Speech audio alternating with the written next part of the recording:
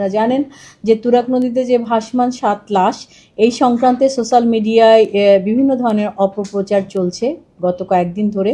সেই বিষয়ে আমাদের ঢাকা জেলা পুলিশের পক্ষ থেকে যে বক্তব্য সেটা আপনাদের মাধ্যমে আমরা বাংলাদেশের জনগণকে জানানোর জন্য আজকের এই প্রেস রিলিজের আয়োজন। গত 26/6/2026 খ্রিস্টাব্দ তারিখ রাত আনুমানিক 12:10 ঘটিকায় আশুলিয়া থানা পুলিশ স্থানীয় জেলেদের সহযোগিতায় আশুলিয়া থানাধীন গরুহাটার ঘাট সংলগ্ন আশুলিয়া নদী হতে একটি অজ্ঞাতনামা মৃতদেহ উদ্ধার করে। উদ্ধারকৃত মৃতদেহের সাথে থাকা মোবাইল ফোনের সূত্র ধরে ভিকটিমের ভাই মোহাম্মদ সালাউদ্দিন বয়স 34 এর সাথে যোগাযোগ করা হয়।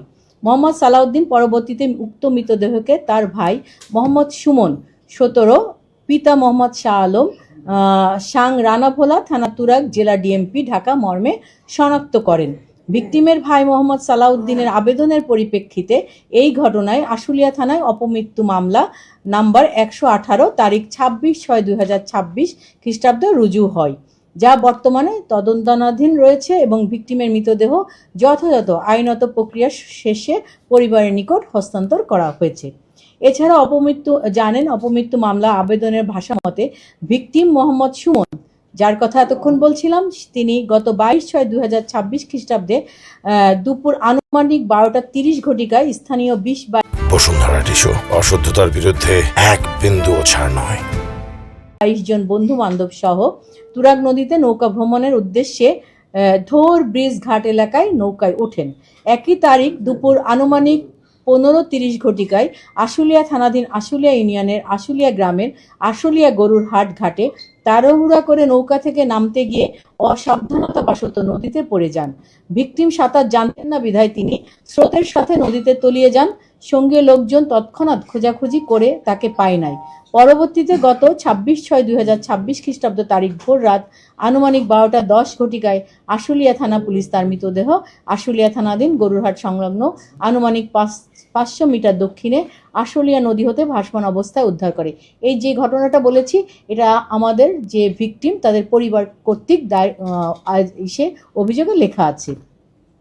এছাড়াও গত 24/6/2026 তারিখ আনুমানিক 13:30 ঘটিকায় রনি 35 বছর বয়স, পিতা কফিল উদ্দিন, বাসা নাম্বার 356 মোল্লাপাড়া মণিপুর থানা মিরপুর জেলা ডিএমপি ঢাকা, সাভার থানাধীন রয়্যাল সিটি খেয়াঘাটে তুরাগ নদীর পানিতে গোসল করার সময় জন্য পানিতে ডুব দিয়ে আর ওঠেননি।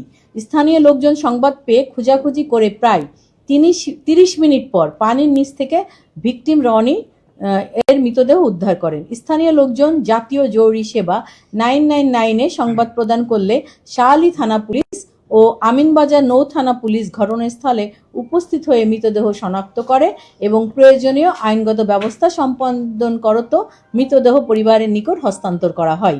উক্ত ঘটনায় ভিকটিম রনি এর পিতা মোহাম্মদ কফিল উদ্দিন আবেদনের প্রেক্ষিতে অপমৃত্যু মামলা নাম্বার 66 তারিখ 25/6/2026 রুজু করা হয়।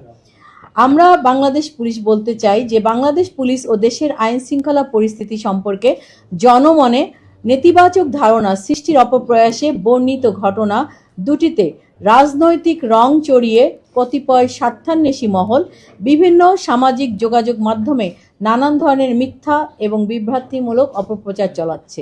এখানে শুধু রাজনৈতিক বিষয় নয়, আমাদের বাংলাদেশ পুলিশকে জড়িয়েও, বিশেষ করে আমাদের আশুলিয়া থানা সহ ঢাকা ডিএমপি এদেরকে জড়িয়েও নানা ধরনের, ঢাকা জেলা এবং ডিএমপিকে নানা ধরনের অপপ্রচার আমরা দেখছি সোশ্যাল মিডিয়ায় ছড়িয়ে দেওয়া হচ্ছে।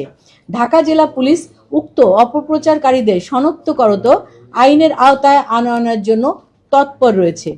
উল্লেখ্য, একটু আপনাদের উদ্দেশ্যে বলতে চাই, ঢাকা জেলায় গত মার্চ এবং মে এই 3 মাসে সর্বমোট 170টি অপমৃত্যু মামলা রুজু হয়, যার মধ্যে উল্লেখযোগ্য সংখ্যক মামলায় অজ্ঞাতনামা মৃতদেহ সংক্রান্ত ঘটনা। আপনারা জানেন যে ঢাকা জেলাটা আমাদের জিওগ্রাফিক্যালি এমন জায়গায় অবস্থিত যেখানে আমাদের ঢাকা দিয়ে বিভিন্ন নদী গিয়েছে, আমাদের বিভিন্ন ফাঁকা নির্জন জায়গা আছে এবং ঘনবসতিপূর্ণ জায়গাও আছে, তেমনিভাবে ডাম্পিং করারও জায়গা আছে। আমরা প্রতি মাসে 3 মাসে আপনাদেরকে বললাম যে 170টা লাশ আমরা পেয়েছি, যারা হচ্ছে আমাদের এলাকার না, অন্য জায়গায় হয়তো মার্ডার হয়েছে বা সামথিং কোনো মানে আইনের কোনো ব্যত্যয় ঘটে তাকে হত্যা করা হয়েছে, করার পরে লাস্ট ডাম্পিং করে কোথায় এসে, আমাদের ঢাকা জেলায় এসে। তো আমরাও এই যে দুইটা ঘটনা বললাম, দুইটা ঘটনাটাও, একটা আমরা লাশ পেয়েছি, আর একটা আমাদের, এবং আপনারা এটাও জানেন যে আমাদের যে নৌফারিটা আছে আমিনবাজারে, ওখানেও প্রায়শই কিন্তু গোসল করতে নেমে, ওখানে স্রোতের ব্যাপার আছে, অনেক সময় ওখানেও কিন্তু গোসল করতে নেমে অনেকে আর ফেরত আসে না, পরবর্তীতে আমরা লাশ পাই। এই জন্য আমরা বলতে চাই, এই ধরনের ঘটনাটা কেন্দ্র করে যে অপপ্রচার সোশ্যাল মিডিয়ায় চালাচ্ছে, এই ব্যাপারে আমরা তৎপর রয়েছি এবং তারা যারা করছে তাদেরকে আইনের আওতায় আনার জন্য তৎপর রয়েছি। জনসাধারণকে এই ধরনের অপপ্রচারে বিভ্রান্ত না হওয়ার জন্য আমরা ঢাকা জেলা পুলিশ আপনাদের, আমাদের সাংবাদিক ভাই বোনের মাধ্যমে আমরা উদাত্ত আহ্বান জানাচ্ছি যে আপনারা এ ধরনের বিভ্রান্তিকর অপপ্রচারে আপনারা বিভ্রান্ত হবেন না। জানেন যে আমাদের বাংলাদেশের সোশ্যাল মিডিয়ায় প্রচুর মিস ইনফরমেশন এবং ডিস ইনফরমেশন এবং গুজব একটা ব্যাধি আকারে আমাদের সমাজে এখন চলে এসেছে। সো আপনাদেরকে অনুরোধ জানাবো, আপনারা এই ধরনের অপপ্রচারে বিভ্রান্ত না হয়ে আমাদের ঢাকা জেলাকে সহায়তা করেন, যারা এই ধরনের অপপ্রচারে লিপ্ত আছে তাদেরকে আইডেন্টিফাই করে আমাদেরকে সহযোগিতা করেন, আমরা যাতে তাদেরকে আইনের আওতায় আনতে পারি। এবং এই ধরনের অপপ্রচারী সম্পর্কে যে কোনো তথ্য যে কোনো মানুষ আমাদেরকে দেওয়ার জন্য অনুরোধ জানাচ্ছি। সেই সাথে আমরা ঢাকা জেলা পুলিশ তৎপর রয়েছি, যারা এ ধরনের অপতৎপরতা করে গুজব ছড়িয়ে রাষ্ট্রকে বা সমাজকে তারা একটা খারাপ দিকে নিয়ে যেতে চায়, আমরা তাদের বিরুদ্ধে সোচ্চার রয়েছি। আবারও আমি আপনাদেরকে ধন্যবাদ জানাচ্ছি।